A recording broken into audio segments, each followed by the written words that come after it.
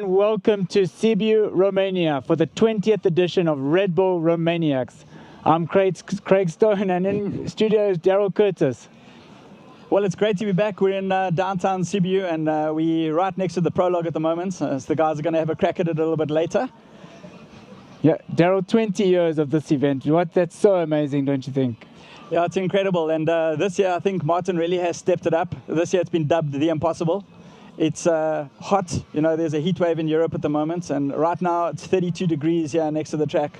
What do you think it's going to do to the track out there, Craig? So I've been riding some of the tracks the last couple of days. I've been riding some silver, some mixed it up with some gold, and I can tell you it's been so hot and humid, and every afternoon we get some thunderstorms, and it makes the conditions really tricky out there, especially the mountains that don't get too much sun. It's always wet under there, so they're going to really have a big challenge ahead. And the Nations Parade is getting underway right now. We've got 55 nations this year at the 20th edition of the Red Bull Romaniacs, and the guys are doing a bit of a parade through town. So this is a chance for all of them to take the flag of all their countries, the country they come from, do a display for all the people, show off their bikes, their new bikes. We've got some really trick gear out there, some special parts, some guys that are riding with really nice equipment, and just a chance to show all the people where they're from, here, what they're going to do here. They're going to do a loop right through the main road here of Sibiu, and then they're going to come into the square, into the town square. The famous town square. We've had one or two finishes there in the town square. Everybody can have a look at them. This parade is very different, of course, to the Roof of Africa. They would be going in flat out in top gear right now, and also the one at Erzberg, you know, which is really a festival of madness. But this really is about representing the nations here at Romaniacs. So let's talk a little bit about the Prologue, Daryl, because the Prologue, the iconic Prologue, it's the original. It's where all the Enduro cross, that's where it was born, right here in Romania. What do we have in store this year? Well, in the beginning it's really flowing. There's some nice jumpy stuff, and then you go into like a big chain that's across the route. And you've got, the one I like in particular is the water trough. It's got a floating log, so you can either, I think some of the pros will try jump it on the left, and on the right hand side there's a big jump, so you can either go for, you know, the gap or ride over the log. And I think a lot of the guys that are not confident in, they ride over the log. And then there's a massive wall ride. There's just so many like incredible obstacles. I think they've just taken it up to a completely different level this year. So Andy Fazekas and the Crazy Bike team have been hard at work the last couple of days with this, and it's just incredible about how they can just bring this thing out of nowhere, build it all up.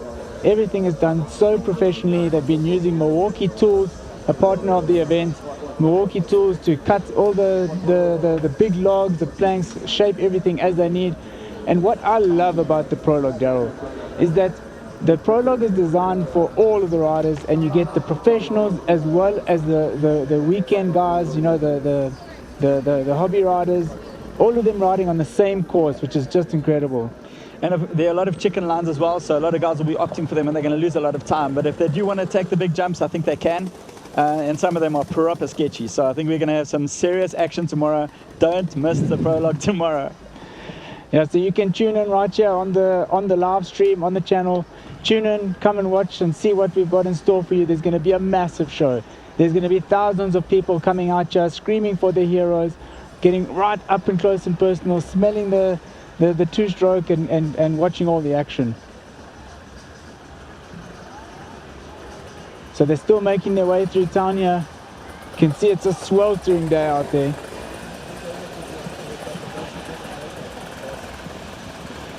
So we're going to go over to Diana now. Diana's got a special guest with us.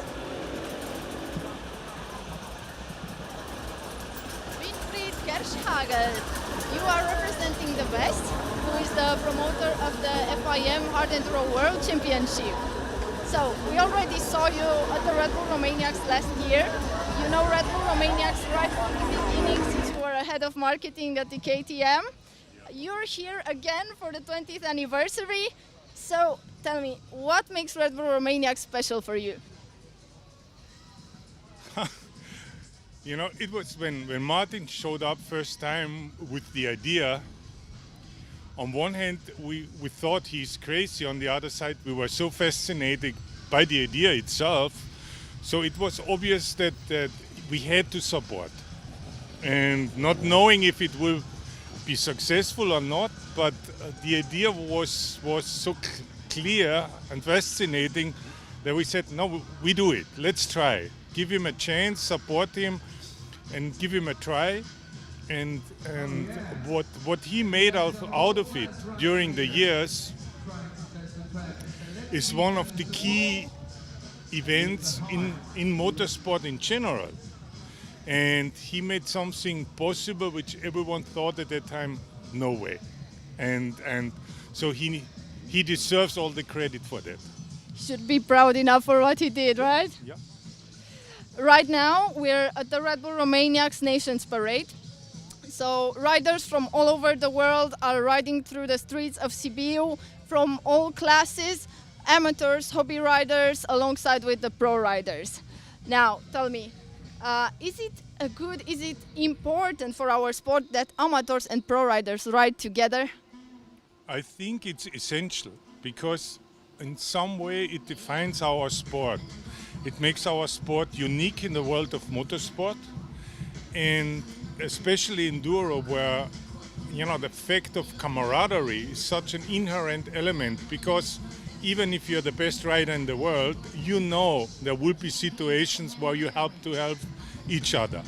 And this makes it special, and this is also what allows us to combine pros and amateurs, and also give the amateur the credit that they can race with their idols and make the event more valuable for the community, not just for the pro riders, but for the community. And this is why it's important and why it's essential and why it's a part of our definition that pro and amateurs do together one event. I think it's a special atmosphere. Yeah. Yeah, exactly. So when the very first edition of the Red Bull Romaniacs took place 20 years ago, hard enduro wasn't really even invented or called a sport officially. And worldwide there was only a few hard enduro races taking place. Today we have countless hard enduro events all around the world. What do you think, what do you expect in the future? What is the potential of the hard enduro sport? I think hard enduro is by the way the terrains we do, all different. The events we do in the format, all different. The fact that what we said before, that we combine pros and amateurs, so there is so much room for entertainment, but also for identification. And based on those elements, I'm convinced that the sport by itself has a brilliant future. And whatever the future may bring us, if it's e-fuels, electric or whatsoever, the core elements of doing this together in special places under different formats will stay entertaining and attractive both for spectators as well as for participants. So long live hard enduro. Long live hard enduro. 2 years ago, you were leading the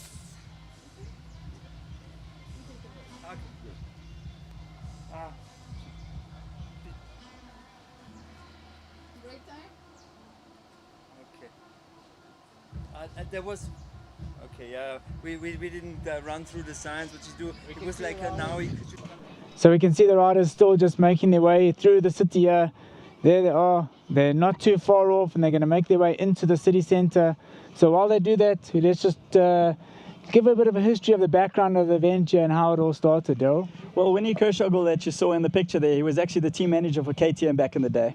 And Martin's wife, Ziggy, visited her grandmother in around about 1995, in the late 95s, and she said to Martin, this place is Enduro paradise, you've got to come and have a look.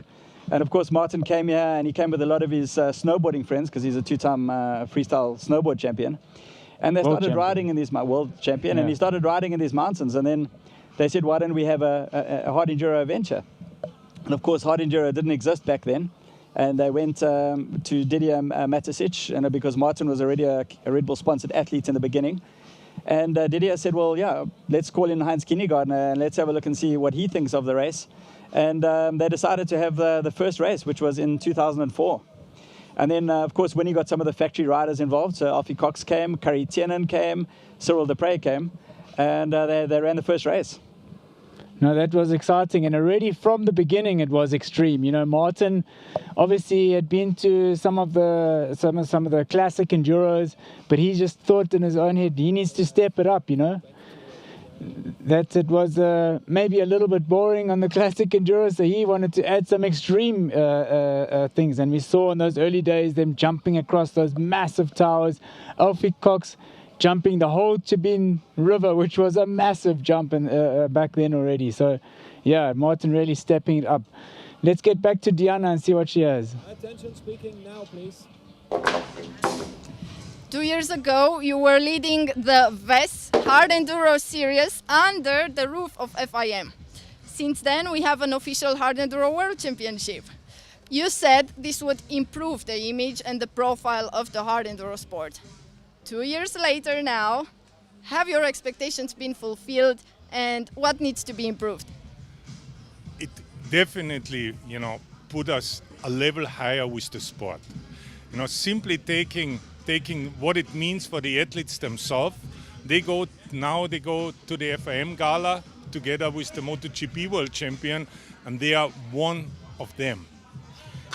But also the reputation for the sport in general, and also in practical terms, when you think about authorities getting permissions and this and that, it became a lot easier for all promoters to sell their ideas to the local authorities with the FIM in the background.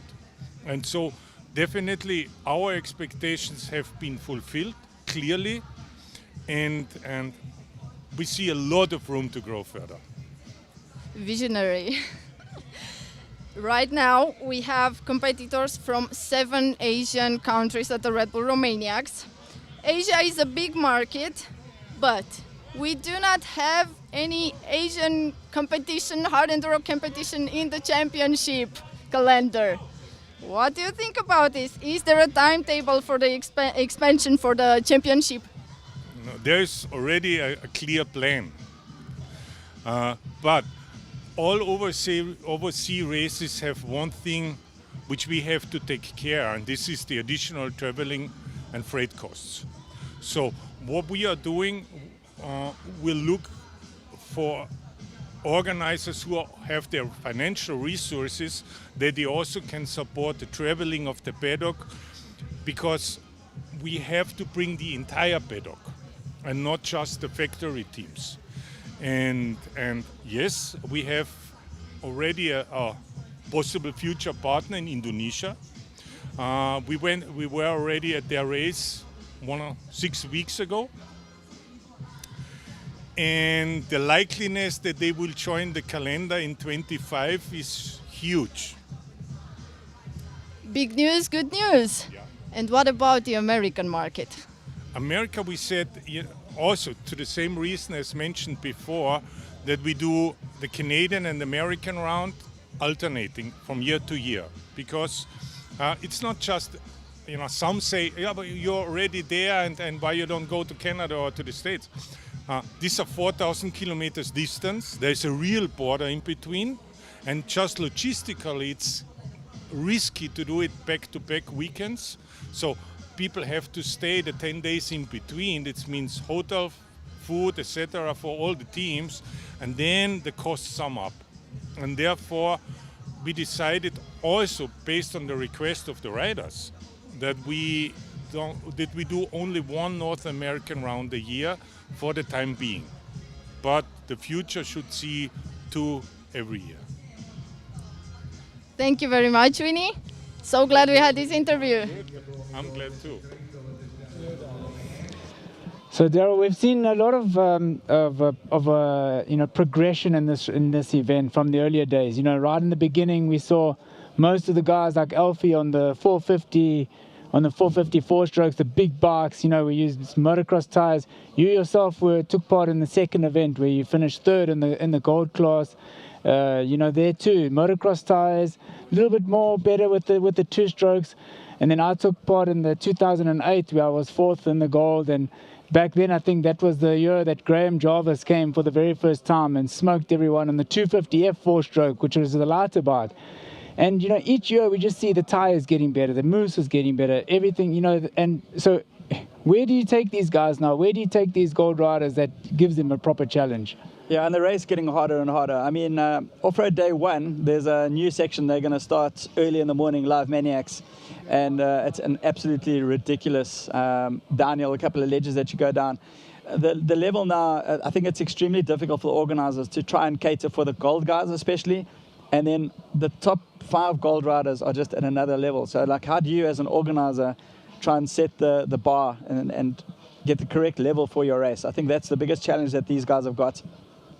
Being the 20th edition and knowing Martin as long as I have, I really think that, I mean, I've known Martin, 19 years now. I came here for the 2nd edition. He's always been crazy, and calling it the impossible now, I expect to see some really, really gnarly stuff out there. Yeah, so, these guys are professionals, let's not forget. This is their profession. This is what they do for a living. They train super hard for it. And they also expect a really difficult challenge ahead of them because, they, with all their training, all the methodology that goes into it, the harder it is for them, the better, because that's where they get the advantage over the rest of the competitors. And we have to remember that it's a world championship, and each race suits different riders better. And, so you've got to get the mix right between all the different rounds. And at the end of the day, the rider that is like a multi-talented rider across all disciplines is gonna win this championship. It takes a lot. It takes skill. It takes stamina, your fitness, your mental strength, and you have to be able to pace yourself and not panic in some of the obstacles. Yep. If you get into trouble, then manage it. Manage your heart rate. There's so much that goes into winning a race like the Romaniacs. The bike, critical to get your bike set up correctly, and a little thing like gearing can make such a massive difference. We've got a climbing specialist like Manny, who always had the upper hand. He's a super good climber, and it's not only the rider's skill, it's a mix of how he sets his bike up, and that's all together, at the end of the day. So yeah, we see now the riders are now coming into Old Town, into the square. They've just passed underneath the Bridge of Lies. Bridge of Lies is a very old bridge that people used to come and lock their padlocks on. We've seen that, you can see that across many cities in Europe, where the partners will come and put a padlock to secure their love. And actually they had to at one point come and take off all those padlocks because the bridge itself was getting too heavy, and because it's so old, they were just a bit worried about the weight there. So, there's a lot of history in this place, a lot of culture, and as they come into the square here, all the people are going to welcome them. There's a big concert that's been going on at the moment, some beautiful classical music every night that you can sit at the restaurants and enjoy, listening to the music, watching the scenes and the sunset. It's pretty cool to see. I see a Swiss flag there, all the different flags. So the Germans have come out in full force. They're the leading nation here. They've got 82 riders here, followed by the United Kingdom and then Austria. And we've got 18 South Africans here this year, Craig. That's awesome to see, Daryl. We have to punt the South Africans. I mean, come on. some British flags there. So this is anybody's race. I don't know who's going to win it, but I mean, it's 5 long days and anything can happen. Well, just getting back to that, talking about the guys' strategies and the setups on their bikes, you cannot underestimate, the mental side of this. It's a real mental game, and I think that there's no one better than that than Mr. Graham Jarvis. And we saw him last year take the win, getting in ahead of all the youngsters. I mean, it just blows us all away. I think the temperature this year is going to be the biggest factor. Like, who's comfortable with riding in hot temperatures? So the first person that comes to mind is Wade Young. We've got the old dog, Graham Jarvis. Manny's on the top of his game at the moment. He's at his peak. So I don't know, Craig. What do you think about how much of a role the temperature is going to play this year?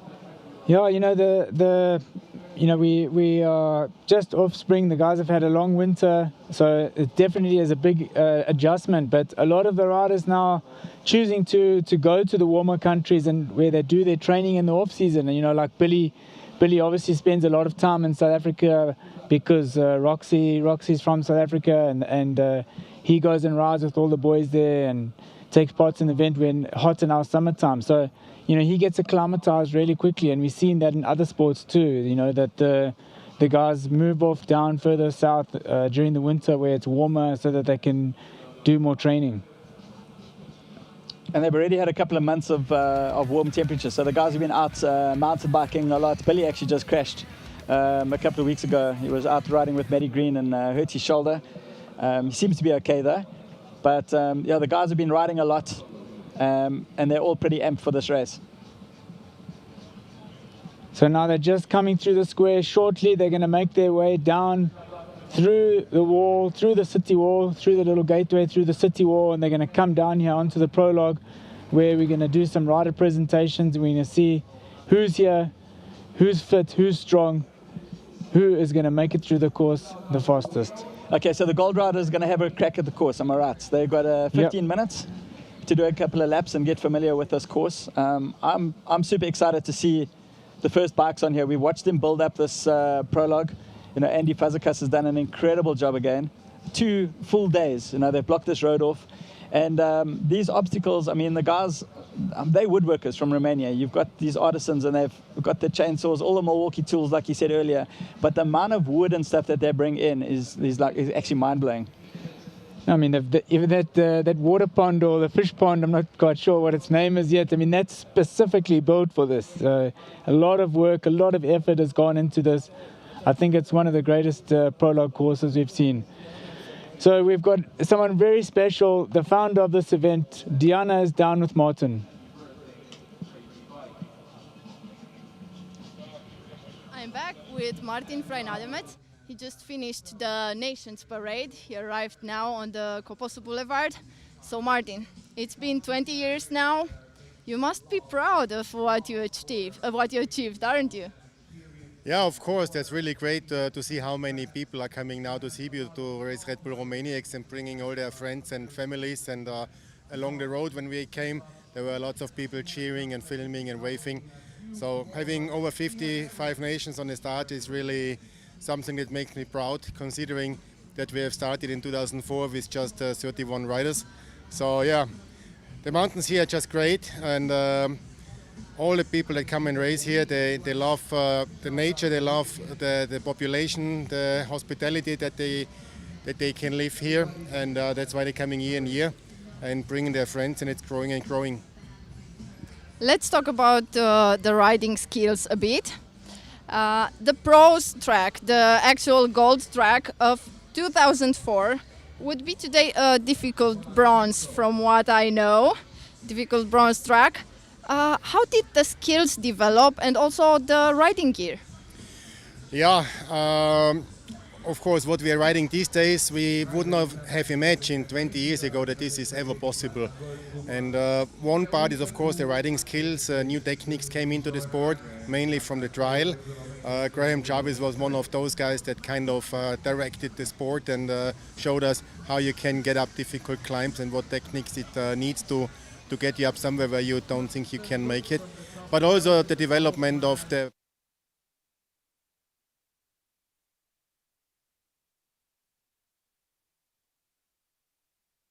more grip.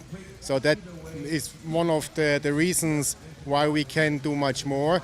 But it's also the competition, because there is more people riding and racing. And if you want to win, you got to be the best, so you're going to bring your level up. Thank you. As we already know, tomorrow is the official starting date of the Red Bull Romaniacs race. Who is your favorite?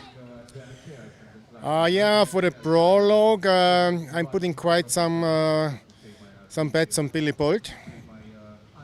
He likes that stuff, but you never know. I mean, the obstacles are crazy. Andy has given the best of his creativity to build again another very different racetrack. Every year he's coming up with new ideas, and I think this is another point that makes Red Bull Romaniacs special. We've been the first ones building a Prologue into the city, and Andy comes up every year with new ideas, and yeah, so very curious for tomorrow. Me as well, and I think actually everybody, because everybody was amazed by all the obstacles, all the new things which are put here. Yeah, I'm not going to talk much more because I know the press conference is actually on hold, waiting for you. So I can say goodbye and have fun. Yeah, I'm going to watch the riders now. It's going to be epic. Cheers. See you. Thank you. So great to hear there from Martin, just his thoughts about this year's event. And this race is not only for men, Daryl. We have a lot of ladies, a lot of women in the race this year. We've got Sandra Gomez, who's going to be lining up with her brother Alfredo Gomez in the gold class. She's going to have a crack at the gold class. Kirsten Landman, she's in the silver. Kirsten recently just completed and finished the Dakar Rally, the original by Motul. I mean, maybe you can give us some insights about just how difficult that is. What an amazing accomplishment that was. Sorry. And many other ladies in the race. We've got in the bronze and the iron. So it's really awesome to see. Yeah, this is very different to Dakar, of course. But Kirsten doing a great job at the Dakar, and we're hoping that she's going to get a good result here in the silver class. But I mean, has a girl finished the gold class before, Craig? Not completely from start to finish, without any time bar. So Sandra definitely wants to be the first at that. She wants to put her name right there at the top of that list, and I think it would be an incredible accomplishment. I mean, like we were talking earlier, that the level of the gold is just something else, I mean, it's really, really difficult riding. The jump between silver and gold is quite a big jump, and I would be so pleased to see her in the finish line at Kusturica after the off-road day 4.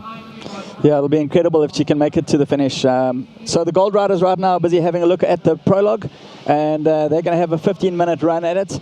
I'm really excited to see the first bikes here. Like I said, there's some crazy obstacles here. I don't know, tomorrow is just going to be carnage. We see it every year.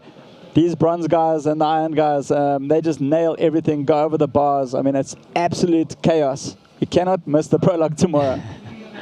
No, it's so awesome to see. There's so much action, so much carnage. And, everybody is so proud to line up their bikes on the start line. Doesn't matter what class they're in. They want to have a crack at it. They want to have a go. There you can see the wall ride in the background there. It's practically vertical. You run in, you come in underneath the obstacles, you cross the tar, and you got to rail it. And you've only got one shot at it. So the key there is your momentum, right? I mean, if you don't have enough momentum, if your bike's too straight, you're just going to slide down that wall. So it's all about the momentum. Those tires, they're pretty easy. It's quite flowing. There's about 5 or 6 rows of those tires. They don't look terribly difficult. And then you get into those skips, those orange skips you see on the right-hand side. Different lines. There's a lower skip in the middle. And you basically go over it and straight into a big rock ledge.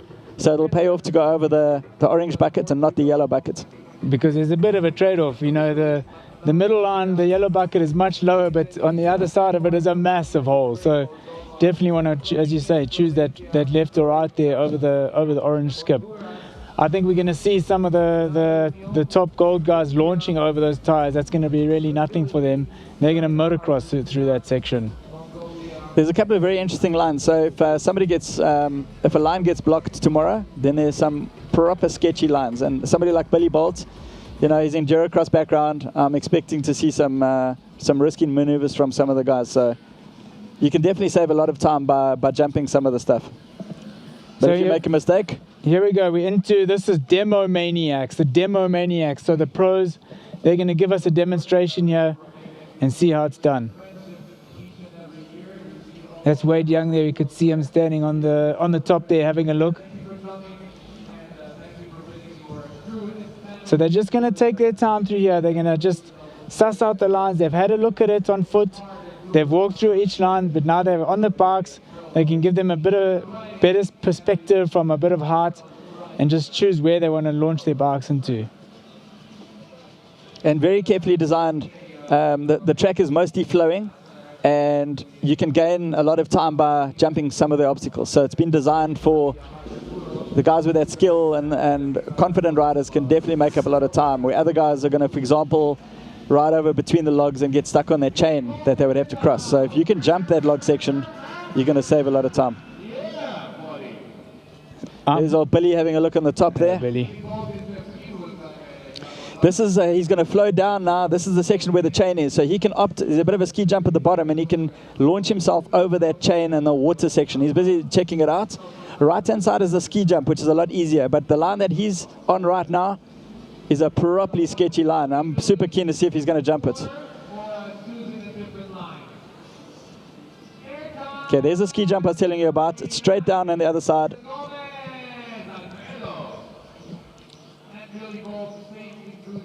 What's Billy going to decide to do? No, I don't think he jumped it. I think he went on the right-hand side.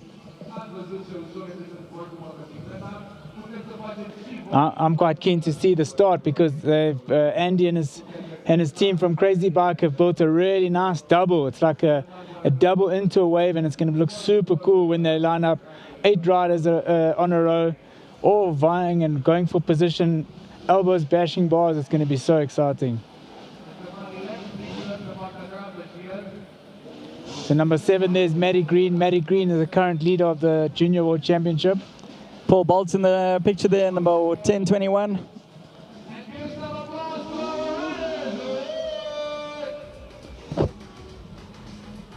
Mr. Graham Jarvis, the king, just having a look there where he wants to go. He's going to look at some different lines, some different options where he can get some more time and get a jump on somebody else. That's the chain I was talking about. Didn't seem too much of a problem. Light work of that one.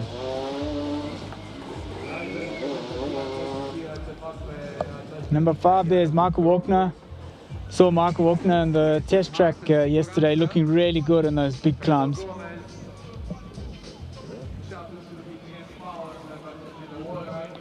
Mario Roman. That's a really nice flowing section. Those tires aren't difficult at all. So the start is going to be proper motocross start. There's a couple of ski jumps in the beginning, then straight into these tires, and then it starts getting really difficult after this with those different line options.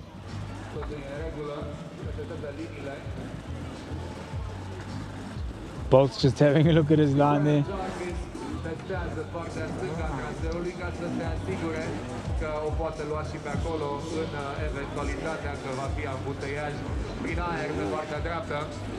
Antti Hänninen there, number 37.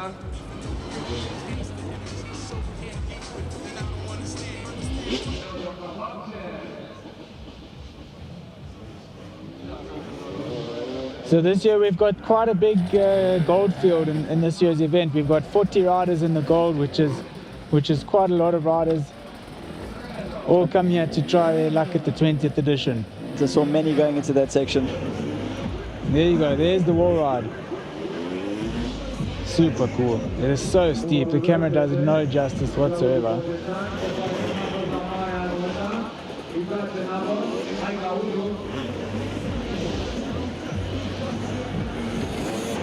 What's going to be interesting to see is on the start lap of the race, because not everyone's going to be able to take this freestyle ramp. I'm sure that some will want to try this left line. They're going to want to have a look at the left line just in case there's another rider on the freestyle ramp. There was Billy on the wall ride there, and I saw Alfredo Gomez just now having a look at that other sketchy water jump.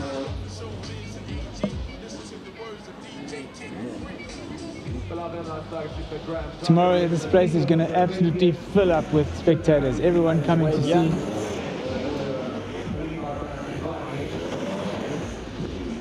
So it's all about the flow, all about the momentum over that wall ride.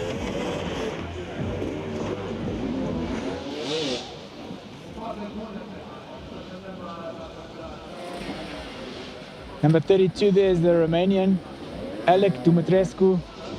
So he's going to have a real good shot at it.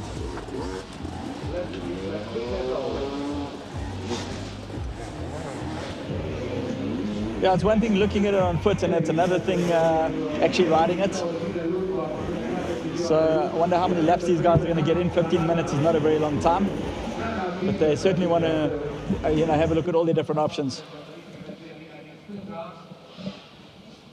This is a nice step down here, so there's actually quite a big gap there. You can't really see from the angle of the camera, but there's a really big gap there, big step down. You know, it looks really easy, but I mean, the average guy, when they're walking around here, there's just like, there's no ways I'm doing that. So there's Alec again in picture. Number 14 there, Billy Bolt. He's really going to fly around this course. I'm sure he's looking at some proper lines. Sandra Gomez, so there's number 15, there's Sandra.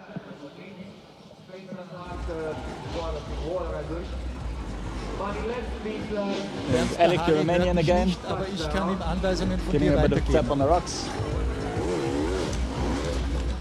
So Wade Young actually, Twenstra. when Wade won the event, he was at number 15, which was always a good number. Sandra number 15, so it looks like it's going to be a special one for her.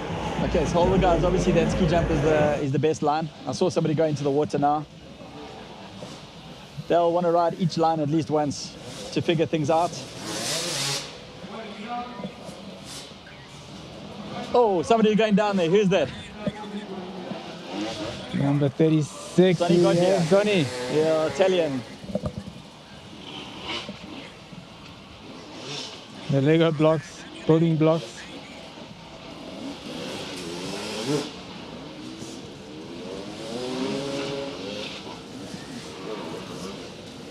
Here we go to the step down again. Nice. Really nice flowing track from there, from the step down. We're going to head across to the wall ride. I really like the design of the track this year. I think it's quite fair. Nothing impossible for the rider. So you know, if you've got the right line, you can go through it quite quickly. So that's Mark Riba Lazaro from Spain. And there we got Manny Lettenbichler, number 6.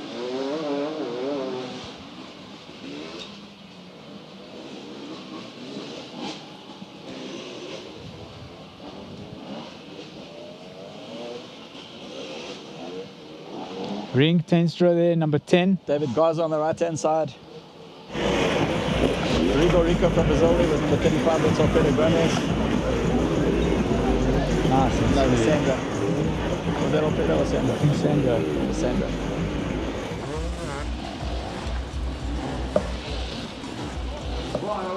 Didier Guerrero there, number 18. All the way from Mexico. And we got 2 Mexicans this year. Remember Jesus Zavala? Oh yeah.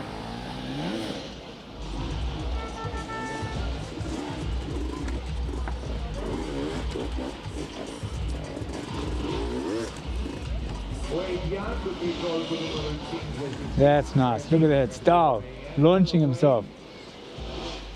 Theodore Kabakchev coming up there, unmistakable in his white and blue kit. Theodore had a great race last year, didn't he? Finished second, yeah, had a fantastic race. Nice, really. So he's in the sand pit there, through the sand pit. These logs, some of them look like pickup sticks right now, but I can tell you they almost knee high, some of them. Yeah, honestly, this course is so difficult, but they make it look so easy. You know, when we see tomorrow and we see the silver and bronze guys going around the track, then you'll realize just how difficult it is. It's really, really difficult.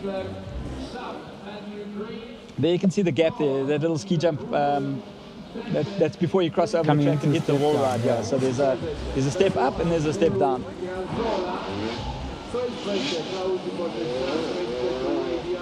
Nice and smooth. Okay, that looks like Manny coming into the picture now. Oh yeah. So he just wants to keep his flow, yeah, you know, keep the flow. Don't work the bike, don't fight it, keep your flow so that you keep your heart rate down, don't get it too high.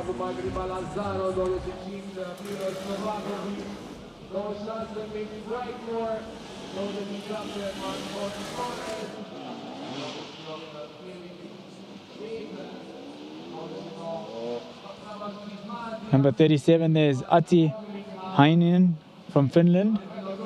Followed by Mark Serra, number 34. He's with the Alfredo Gomez racing team.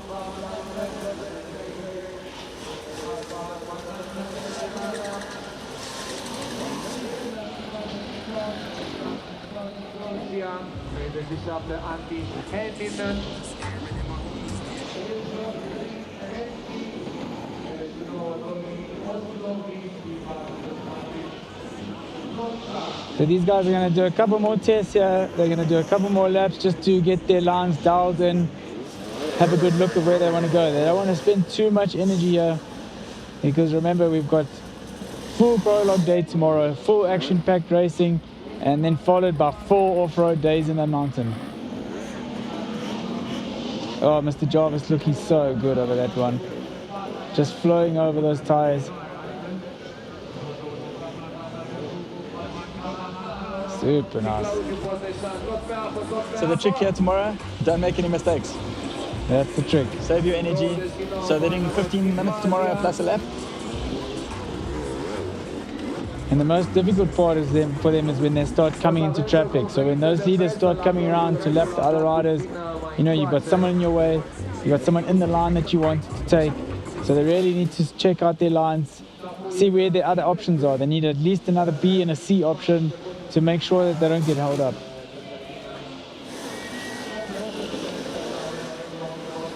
Opa.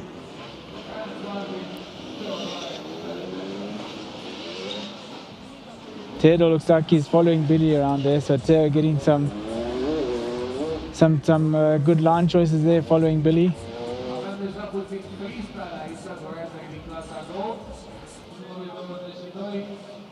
Here's Sandra Gomez, number 15, looking really smooth.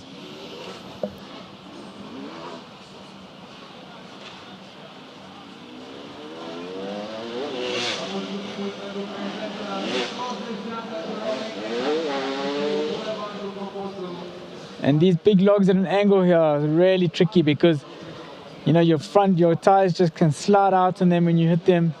You got to hit them at a bit of pace and try and get your wheels as square onto them as possible, just like that. Nice riding there. It's pretty impressive for a girl to be doing this track, I must say. I mean, Sandra's a 3-time world trials champion, and she's also a 3 times X Games medalist.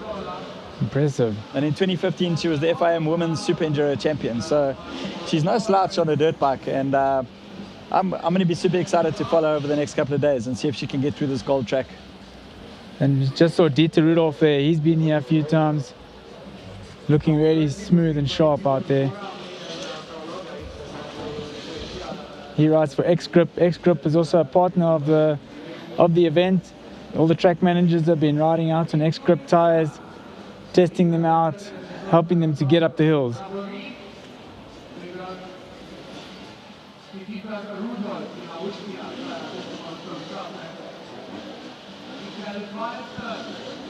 You'll see that it's that wave that's gone through there, so it's just aiming for that corner of the logs because you can get over both of them in one shot. Sandra looking really good.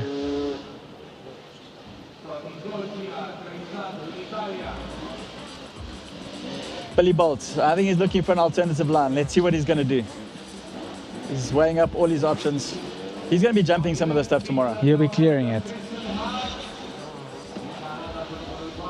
Just With Billy, it's all or nothing. You know, these guys... Full commitment. Yeah, full commitment. I'd like to see somebody try and jump over the fish pond. Tristan Hart there on the left-hand side. First time we've seen him. It's Billy coming through again. And Tristan's just been getting better and better at this event as well. So really going to be interesting to see how he performs in the off-road days.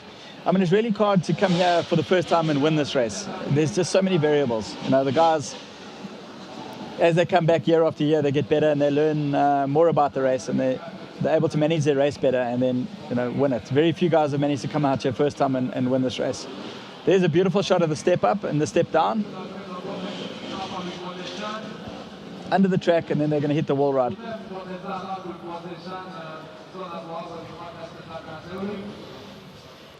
Looks like they're starting to feel the heat there a little bit. They're just trying to get in the shade, get out of the hot sun. Temperature is going to be a massive factor here, even in this prologue. I mean, it's the heat right now where I'm sitting, it's 32 degrees. And if you've got all your gear on, there's no wind here at the moment. Bit of style.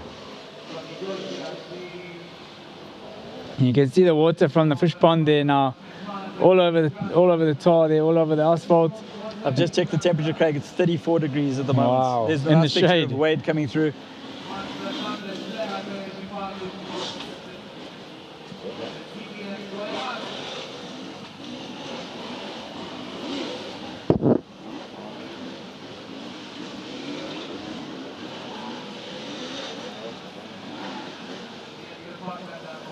So these guys and girls, or Sandra and the boys, are going to have a really good idea now of where their lines are, where they want to take, where they want to go for the race tomorrow.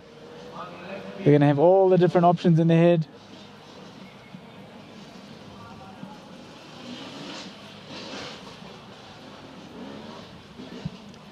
But the track's really well laid out. You can see there's lots of really cool flowing stuff. It's not like in your face the whole time. They want the guys to race. So pretty much like a enduro cross track on steroids.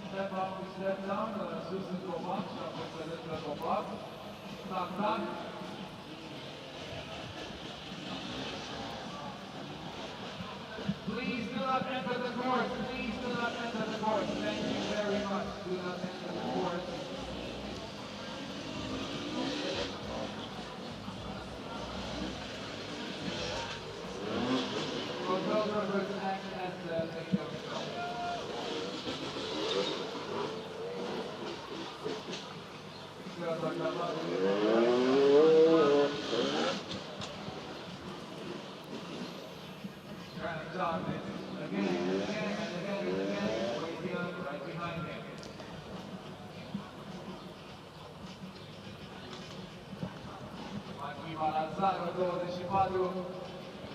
So Theodore and Wade and also Graham Jarvis, they've done quite a few laps here now. Spent a bit of energy, got their lines dialed. Tristan Hart coming there in the background.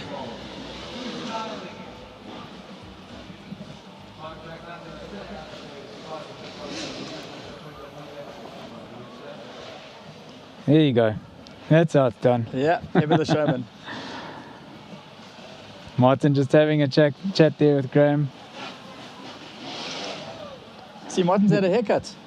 The ponytail's gone. I think he's asking Graham for some tips on how to do the wheelie. Yeah.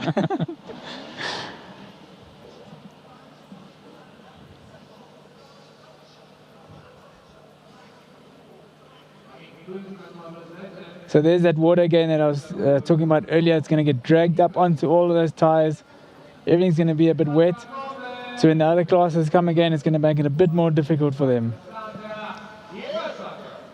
Well, we haven't seen all the gold riders here, so there's lots missing. I wonder where they are. They'll have a practice tomorrow as well, so maybe some of them choosing to stay cool, stay hydrated, don't spend too much energy in the sun. They'll have a look tomorrow at their lines. Maybe they've walked them a few times. But you also never know what Andy and his team have up their sleeve, because sometimes, you know, like the night before, they'll come and shuffle things around, mix it up a little bit, just to keep it interesting. So do the iron and the bronze riders do the same track? So tomorrow we'll see all the competitors. So all the riders, they'll have a go at the track. They can have a run down the course, see what it's like. The iron and the atom and the bronze, it's not compulsory for them to race. They can have a go down it if they choose to, and then the top riders in those classes, if they want to have a go at it and get a good time, that'll give them a good starting position for the first off-road day. So how important is the prologue for the pros for the start of off-road day one? Yeah, you see, that's a good question, because some of them want to win the prologue, because obviously there's a lot of it's a lot of prestige in that. You want to be the champion on the top step, but you also don't want to be out on the course too early on the day. You don't want to be the first guy out laying down the tracks for everyone to follow. So there is a bit of strategy at play in it. So there's Manny with his dad, Andreas, and we saw Maddie Green come into the frame just now, number 7. So he's out on track at the moment. Rico from Brazil standing there next to Manny, number 35. And trying to get every little bit of shade that they can. I mean, it's just so hot out here.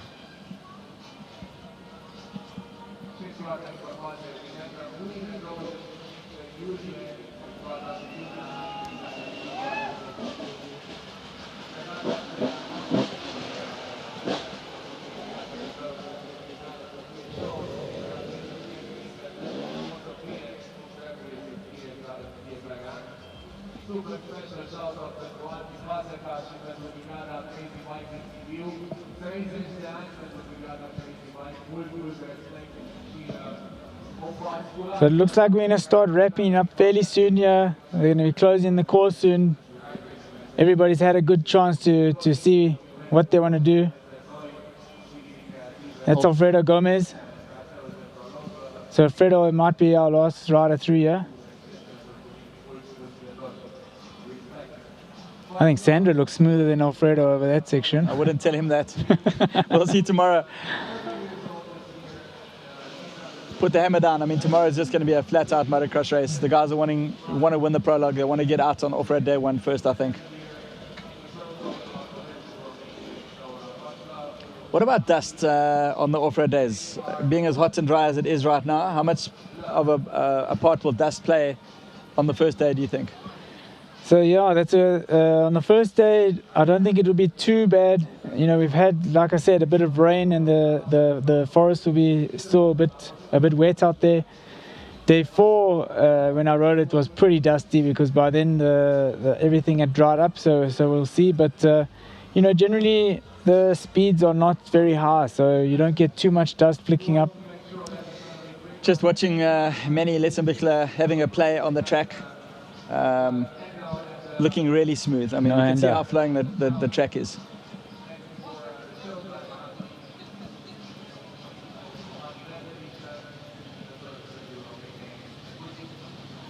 Just effortless. Effortless.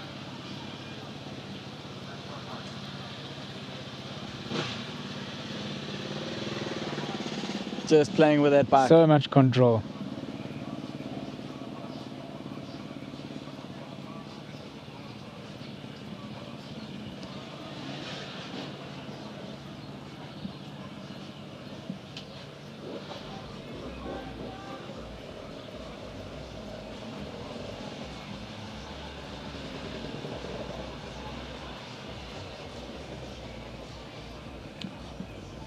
So you're right, Craig, they're just about to wrap it up. I think the guys that are on the track now will, when they get to the end, they'll be stopped.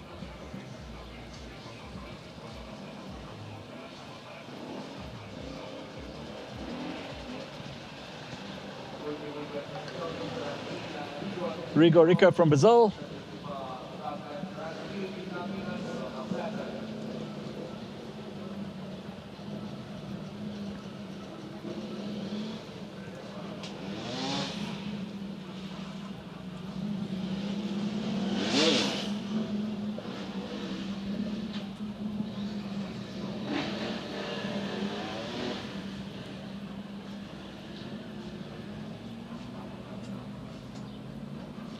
Graham Jarvis having another crack at it.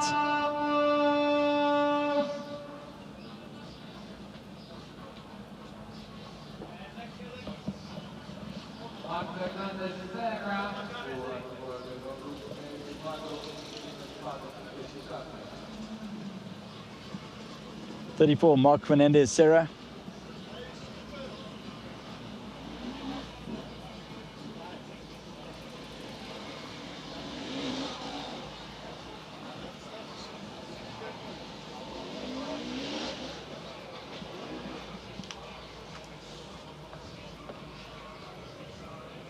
Mark Riba Lazaro, number 24 in the middle. Okay guys, let's finish this. We come to you guys, and you switch it off, say goodbye, and tomorrow, and we go out with the outro, okay? That was enough, thanks. Attention, coming back to you in 3, 2, 1, and you're up.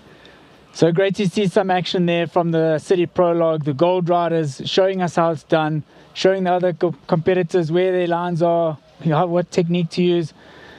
Nice to see. Very hot out there today, Daryl, but should be some good action tomorrow. Yeah, 100%. It's going to be all action tomorrow. I mean, 15 minutes of explosive enduro cross. It's going to be so many people here that are going to come out in the sweltering hot temperatures. I'm super excited for tomorrow. So head across to our social media platforms, have a look on the website, check out the link there, and come and join us tomorrow.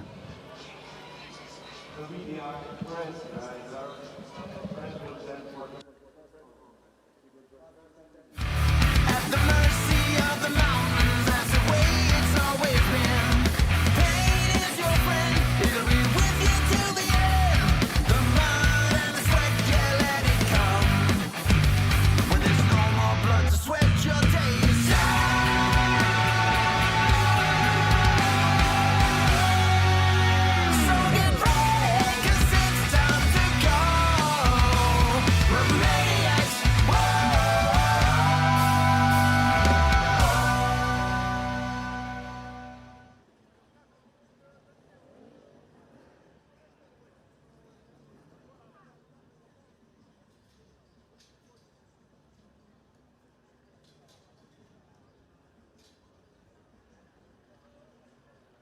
Oprești și eu, Ștefi.